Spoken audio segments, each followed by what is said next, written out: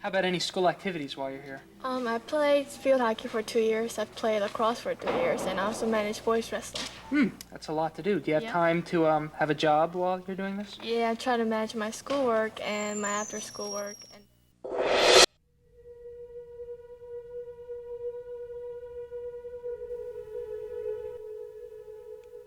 The illusory truth effect is the tendency to believe false information to be correct after repeated exposure.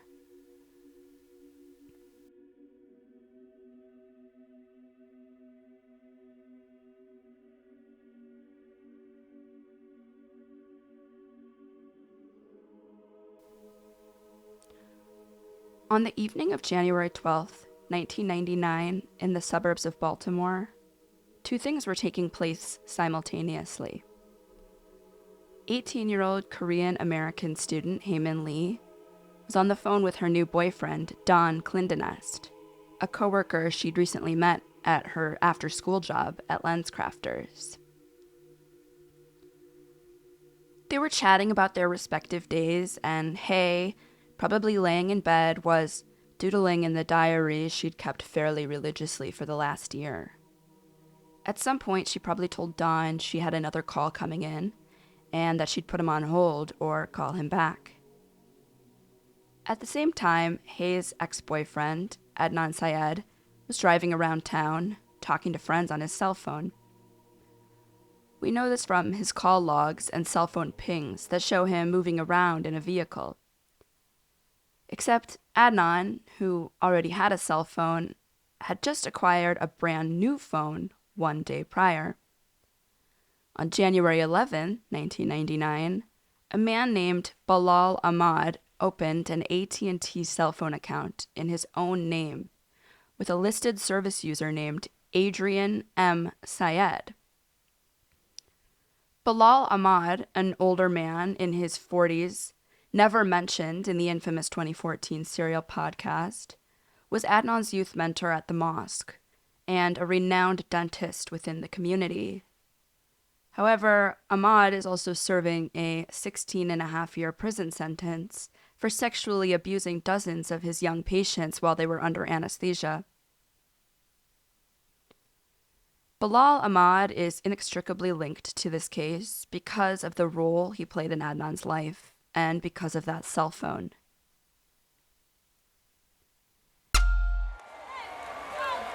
The point after is good.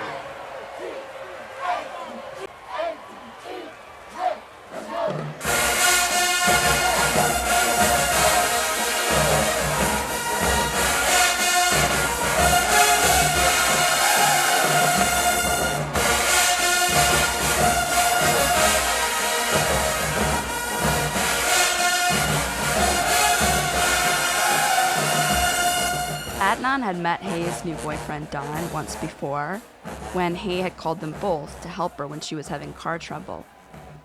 Adnan had also seen what Hae put in her America Online Messenger profile about Don and his baby blue eyes.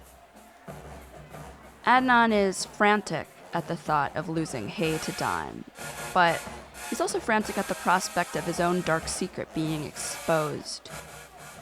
What dark secret? The one Hae wrote that Adnan had told her in her diary. Adnan finally gets through to Hae on his new phone, using the excuse that he just wanted to give her his new number. Hae jots down his new number in her diary amidst heart doodles and scribbles and Don's name written over and over again in fancy letters. Maybe it's in this phone call that he first tells Hae he's going to need a ride tomorrow after school. When they were still dating, Adnan and Hae would drive around after school almost every day, even if only for a little while. At trial, Adnan would say that they would have sex in the Best Buy parking lot, get food, or just drive around killing time. After they did whatever they were supposed to do in the evening, they would usually meet back up and have sex again. Sometimes Adnan would just bum a ride with Hae from the back of the school to the front of the school if she had somewhere else to be that day. On January 13th, Adnan arrives to school on time, which his teachers would note was an anomaly for the often tardy Adnan. That day, he would also give both his car and his new cell phone to his friend Jay Wilds to use while he was in school. Another student would again overhear Adnan asking Hae for a ride after school, though this fact would later be hotly contested. Jay would later tell police detectives that Adnan had told him he was going to, quote, kill the bitch in reference to Hae. But until Jay saw Hae's blue body pretzeled up in her own car trunk that evening, he says he didn't really believe Adnan was going to go through with it. Hae disappeared after leaving school on January 13th, and the lividity and rigor from her autopsy revealed that she was likely killed by strangulation shortly after she left school. Her body was found less than 3 miles from the school in a shallow grave in a park called Leakin Park, just off the road. The park was known by locals, including Adnan, for being a body dumping ground. Hae's body was found on February 9th by a man named Alonzo Sellers, who was passing through the area when he pulled off the road to urinate. The police were quickly pointed in Adnan's direction by a significant amount of evidence. First, there was a tip from a still unknown source that came into police urging them to look into Adnan Syed for the murder of Hae Min Lee. There was the fact that seemingly no one else with anything approaching a motive to kill Hae could have intercepted her in that narrow window of time and space when she went missing. There was the letter found in Adnan's bedroom where he'd scribbled, "I'm going to kill," on a letter referencing his breakup with Hae. There was his ever-shifting lack of an alibi. There were also his fingerprints in Hae's car. Perhaps most damning of all was testimony from Jay, though, who assisted in burying Hae and disposing of evidence. Hae's full diary would eventually be released to the public, but initially, the defense would only release Hae's diary in dribs and drabs that were useful to their case. However, entries from Hae's diary would be read aloud at trial. For instance, a diary entry from May 15th was read aloud at trial. Hae wrote, "It irks me to know that I am against his religion. He called me a devil a few times. I know he was only joking, but it's somewhat true. I hate that. It's like making him choose between me and his religion." The second thing is his possessiveness. Independence, rather. I'm a very independent person. I rarely rely on my parents. Although I love him, it's not like I need him. I know I'll do just fine without him. I need time for myself and my friends other than him. How dare he get mad at me for planning to hang out with Aisha? The third thing is the mind play. I've matured out of my jealousy shit. I don't get jealous for him trying to get me jealous as a fool because I'll definitely lose him. Me, I prefer a straight relationship that doesn't get people mixed up just because he wants to play mind games.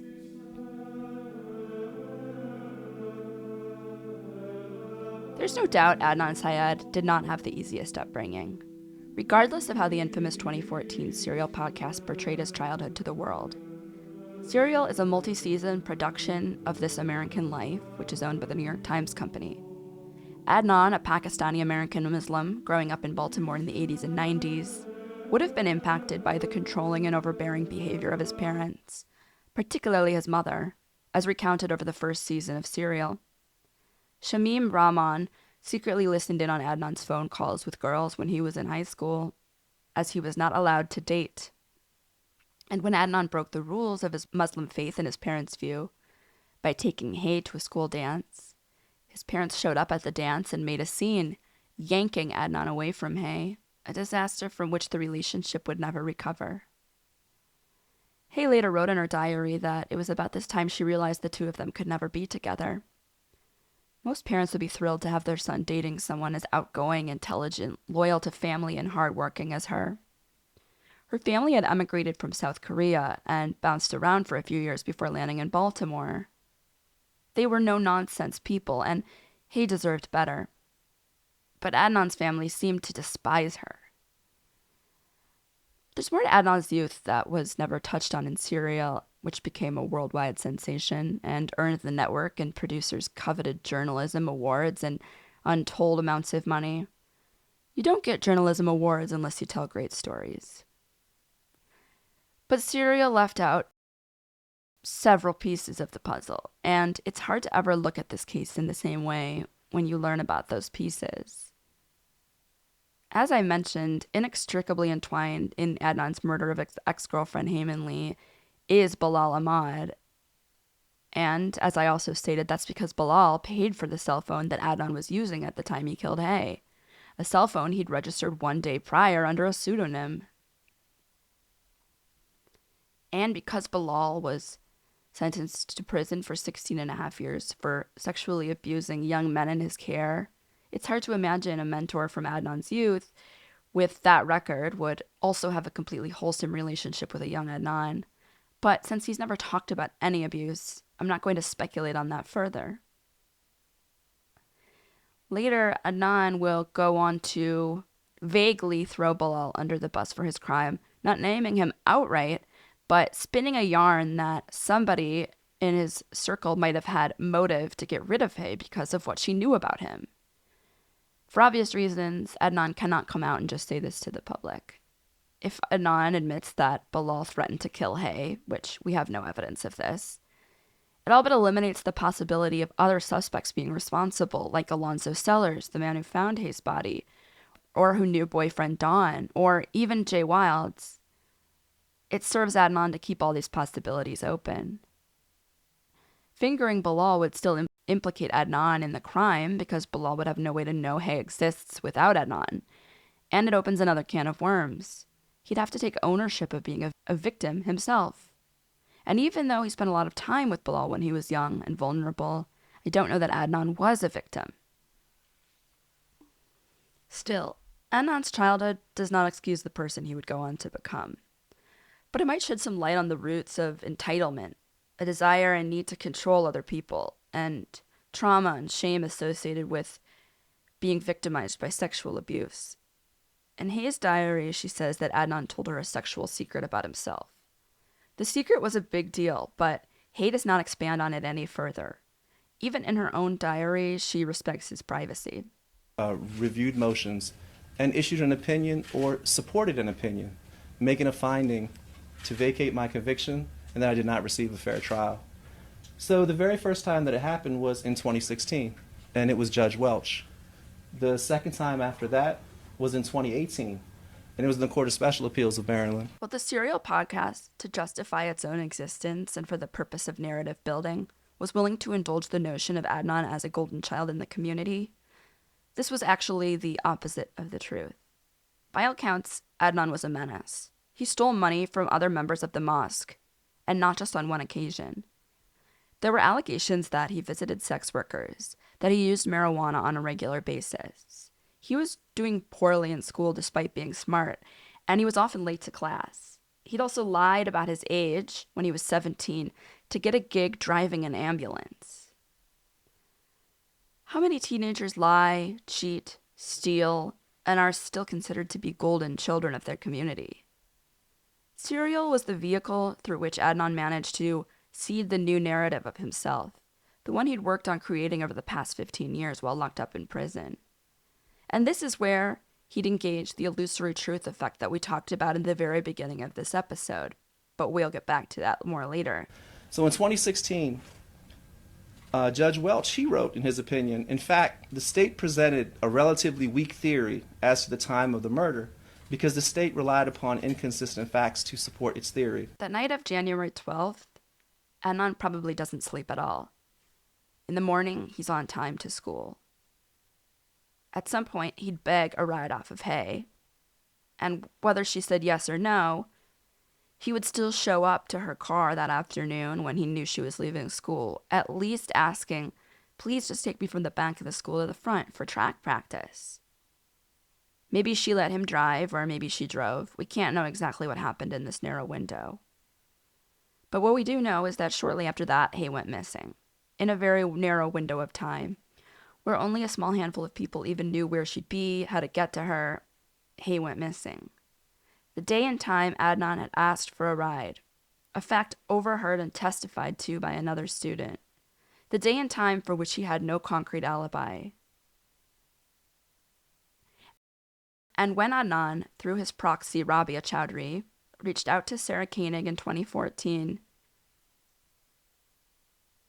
he was well aware, after having spent 15 years in prison, which exact period of time he'd have to account for to take down the entire narrative of his case. And the mission then became clear, because the truth didn't matter at all. What mattered, as any defense attorney knows, is reasonable doubt.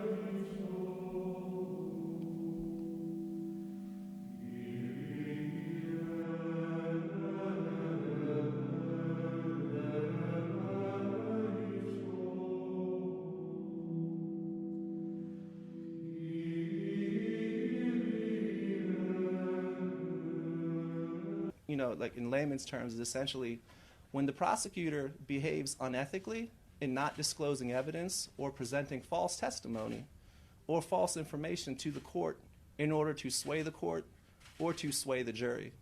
So many people have learned about prosecutorial misconduct through studying this case and understanding everything that happened. So I just want to briefly talk about the history of prosecutorial misconduct in this case. So it began in the very beginning. So one of the very first hearings that any defendant in America will go to, they'll go to what's known as a bail hearing. So initially the process is a person will be indicted, then there's an arraignment, and the bail hearing is where any and every defendant has an opportunity to convince the court that they are not a risk to be returned to society in order to prepare for their trial. So it's the very first hearing. It's the very first time I can remember being in court with my family, but I was incarcerated. I was in handcuffs or in shackles or whatever. And just to paint the picture of this bail hearing, this is back in 1999. I'm a 17-year-old kid. My mom, my dad is there. My older brother's there. And we were fortunate to have the support of our community. And when I say our community, we belong to a local Muslim community that has hundreds, if not thousands, of families. At the time, it was smaller. But we were so fortunate that so many members of this community, they came to this bail hearing in support of my family. They believed that I was innocent. And they didn't just attend, but they were willing to donate financial resources to pay for bail. My family, they were not people who have a lot of means or money. And several of these families actually offered to put their own houses up as collateral. And this is all documented if someone was to go through the bail transcripts. So this is to kind of paint the picture of what was going on at this bail hearing. So it was the first time in court. And the prosecutor at the time, her name was Vicki Walsh. So I just want to read off this part right here. So at the bail hearing in 1999, State's Attorney Vicki Walsh, she made prejudicial arguments about me being a flight risk because of my Pakistani descent. Additional arguments were made that the support of this community meant that I had access to people and resources which would help me flee the country. Prosecutor Walsh argued to the court that a State Department official told her there was a pattern of young Pakistani men committing murder and fleeing the country. The judge would ultimately deny me bail.